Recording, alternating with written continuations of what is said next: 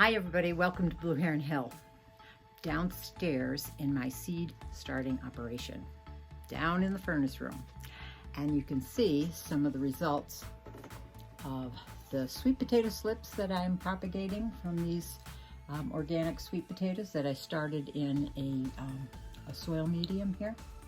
They are doing fine. I am probably going to be ready to snap a few of these off and start rooting them in water. I did want to show you that this is the other method in the jar of water. Plenty of roots going on down here, but it is only started to push out one slip. There's a couple points, growth points here that I see, and perhaps some swellings of nodes in this area here. But this is extremely slower than this method here. So this was my experiment. I have a couple other ones that haven't even sprouted and have very few roots. I have a couple other trays of sweet potatoes like this that are not as high as this. Some different varieties, so that could account for the height. But I think this method is far beyond the sweet potato in the jar method, at least for me. So today, let's get transplanting some of these celery seedlings. Let's go.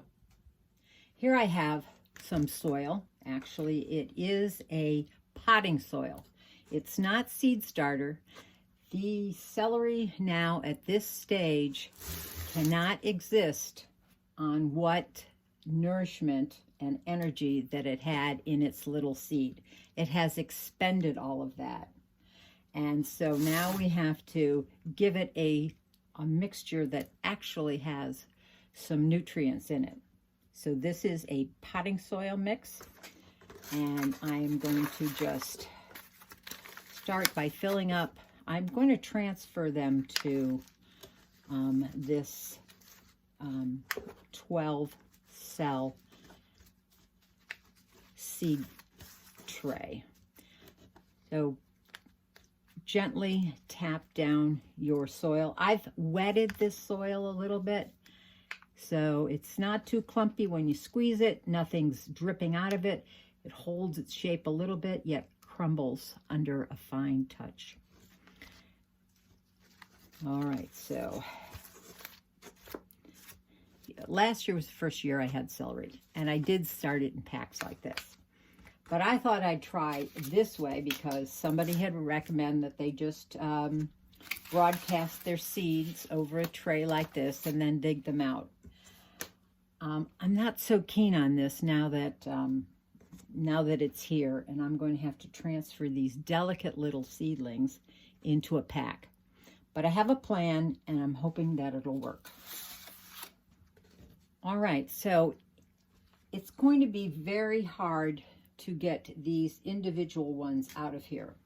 So what I might be doing is actually transferring a number of them into each one of these cells. And then as they get older, I will, decide which one is the stronger one. But what I'm going to start out by doing is in my tray here, I am going to make a little well in each one. So when I dig up these seedlings with a little bit of the soilless mix on it, I can set it down in here and then close it up ever so gently as to try and not disturb the roots of my little celery seedlings.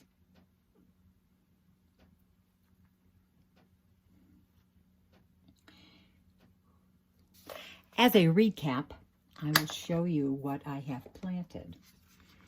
This is a variety. It's called Golden Self-Blanching.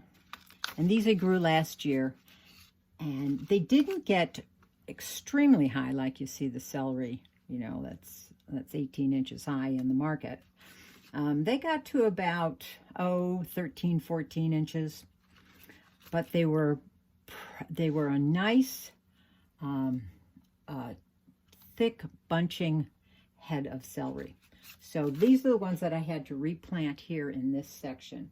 So they're going to wait for just a little while before I transplant those.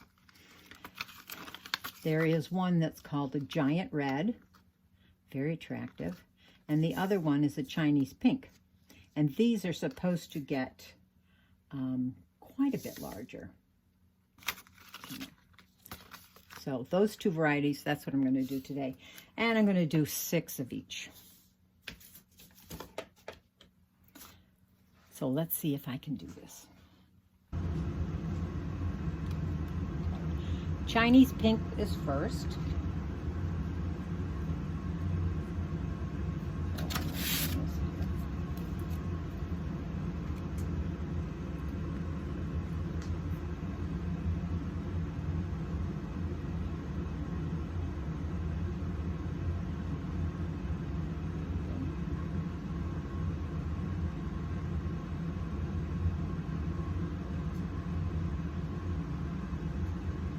Managed to get 3 in this grouping here. Ever so gently set it in. And on to my next one. Let's see. I did plant an overabundance, as you can tell. Let's see.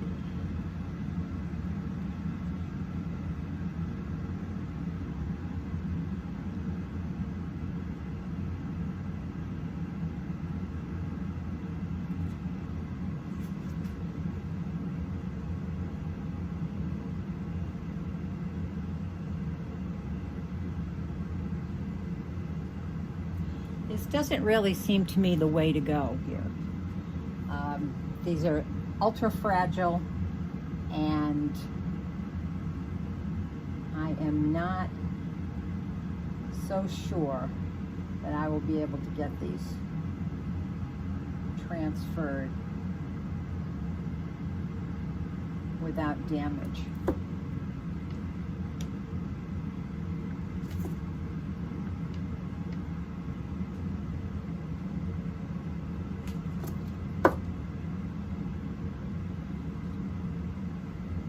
I think the key is getting a number of them, and then we'll see which ones survive this shock to their systems. Looks to be I'm getting at least 3 in every transfer. There we go. That's the first 6. I'm going to leave these to grow in here in case I have a real bad transfer rate in these cells here. These will not be their final cell, I have a feeling, although celery does grow very, very slowly. Celery isn't a plant that a lot of gardeners have success with. It needs a lot of compost, a very rich soil. And it needs to be, it does better in a very wet soil. So organic matter and a very wet or damp soil. And it needs a very long head start, a long growing season. These things I started back in February. And you can see how small they are after a month. They are still on the very skinny side. So they're fairly time consuming if you want to think of it that way. So and they are developing very slowly, and you have to use new seeds for celery.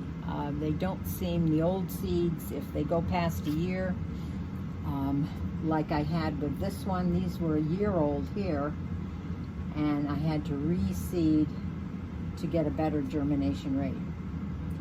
So new seeds every year for celery is probably what you should do. They need warmth to get going. These will not go out into the garden until perhaps early June, and they will stay in a nice warm environment until then. So I'm going to go and replant the rest of these cells into the giant red variety, which is going to go over here. And I'm going to put this in a drip pot with a moisture dome over it to make sure that it has a high humidity level. And I'm going to put it back on the heat mat and cross my fingers that it'll work. This method I think is just too fussy for me. Next time I'm going to sew them directly back into these little cells. But space saving, I thought I'd do it this way. But it doesn't seem as to my liking. This is my attempt at celery this year. I had such good results last year. That's why I'm doing it again this year. I'm going to go back to my old method though. So I hope you give celery a try. It's really worth it. Homegrown celery is nothing like store-bought celery. So now one other thing we're going to do today, I want to talk about my onions. So come with me over to the onions and the leeks. Here are my onions and leeks. I have 4 trays. This is the leeks. I'm very happy with the germination rate on these. Not so happy with what I've been getting through with my onions here. This particular one, these are, this is a red onion here. Not doing extremely well. I didn't get very much germination. I'm going to throw some more seeds in all of these. I would have liked them to be much higher along. I will insert a video clip of last year's. You can see what a spectacular crop I started. I'm not sure that I will have what I want from these. Well, I'm almost positive I'm not going to have what I want from these. So I have gone and ordered some, not sets, but starts. They're essentially these shoots, but I will get them when they are bigger. And I did some of those last year, and they were very successful, and I liked the varieties, and I will do that again this year. Mostly because I don't have very good germination on these. It could be, my seeds weren't old. Onions might be one of those where the seeds, if they are a couple years old, are not so viable. Here is another sweet potato with the slips coming up. This is a different variety than the other ones I had over there, and that's doing just fine. You'll see here are my brassicas that I had in my last video. I have Napa cabbage, cauliflower, and broccoli. And they all had, every single cell had some, oops, I see one cell that didn't have any germination in it. I think that's pretty good. I'm going to have to thin down a few of them, maybe over here, this one here. These have 2 in it. Here, I'm going to let them grow a little bit longer till they have their first set of true leaves, and then I will probably cut it down to 1 per cell. And as soon as these have a set of roots coming out, you're supposed to be able to take the block and then just push up. And you can see, as I push this one up, here we go. You can see the roots already starting to grow and coming out the bottom. And so when this thing fills up nicely, right now it has no true leaves on it yet. This is just its first set of primary leaves. And that'll all fill up. I will transplant these into perhaps like a 4x4 pot. But so far so good on this system. And next year, I probably won't buy these kind of plugs. I'll probably just use my own soilless mix on these. Looks like this one. Oh, I got one coming out there. Very good. Nothing in this one. But that's okay, that's why I kind of overplant. So it's starting to get busy here on Blue Heron Hill. Our mounds of snow are slowly melting away. I've put in a couple shots of what it looks like out in my garden. But there's plenty to do inside. Every day, got to check my water levels, make sure these little seedlings have water and everything they need. As soon as they start getting their true leaves, I start giving them a shot of fish emulsion. A watered down one. I don't use what's recommended on the label. That's a little bit too strong, but they do need some nitrogen, and you can get that with fish emulsion. That's a very natural way of doing it. So doing that. Outside, I've been trying to clean up a little bit. My asparagus patch is all cleaned up. That will be one of the first things that comes out. Hopefully we'll see that in April. And keep on watching my sweet potato slips grow, and hopefully I'll be able to take some of these slips off and start sprouting them in water, and they will be closer to putting in the ground outside and growing sweet potatoes. So until next time, thank you for following me. Subscribe if you haven't. Give me a thumbs up, that helps. Share and comment down below. So until next time that we can go digging in the dirt here in Blue Heron Hill. Happy gardening. Bye. Hi, Tori. First time out in a long time.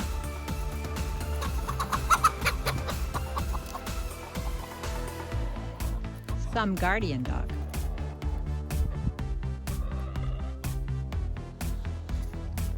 Here are my raised beds. There is nothing left alive under that. There was some lettuce and some Chinese cabbage that made it till about December. My old broccoli patch. But the main garden is still under snow.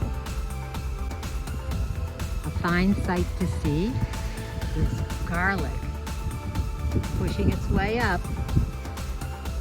The raspberries are deep in a bed of snow. The vineyard got its annual haircut.